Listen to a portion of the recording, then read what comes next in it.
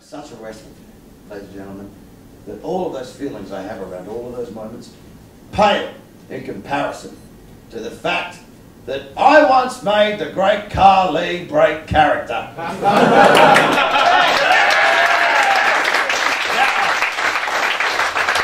great Carly, for those of you, ladies and gentlemen, not familiar, is a 7'2" Indian giant, and he is fucking awful. So as he's making his way to the ring, right, packed O2 Arena, and he's just stumbling along, and I did the Edwardian heckler at the wrestling and went, "Excuse me! Excuse me! Excuse me! Excuse... Sir! Sir! Sir!" Eventually, he looks over at me, and I should reiterate, this was back when he couldn't speak and or understand English, and I went, "Excuse me! Sir! Sir!" He looks me in the eye, and I go, "If I may."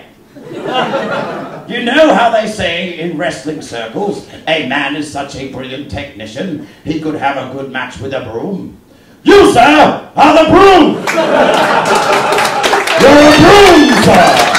A broom! And so now, he's got my eye, right? So I'm going, "Excuse me! Excuse me! Sir! Sir! Sir!" He looks over, "If I may!" "Broom, broom! Broom, broom! What's that sound? Is NASCAR nearby? Or is it your peers backstage discussing your work?" Now, up until now, I've been picking on him, right, because he's a bad wrestler. That's his fault. The other thing is, he has gigantism. That's not his fault. So I'm not entirely proud of this, because inner silence, because also by now as well, I've got like 2 English Asian blokes standing next to me who are just going, "This is fucking gold, mate. Look at him. Wind him up. Wind him up." Right? So I had racial approval. So I went, "Excuse me, sir, sir, sir." By now he's in the middle of the match and he just stops dead and he looks at me and I went, "What's that cracking sound? I believe I can hear your spine growing." "You're right. You're right. Well done. Well done. Good for you." That was me. That was me. So by now, like, he's just fucking... I'm just being a cunt. Right? And I'm just being a heckler, and I'm a comic. I really shouldn't do that. But then him and Carlito are trying to work a match, and it's just fucking terrible, right?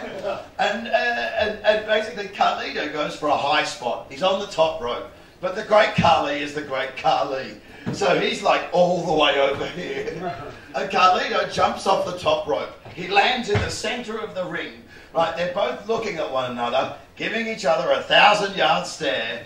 And in the silence, I picked a gap and went, "Excuse me! Excuse me! Gentlemen! Exactly what was supposed to happen."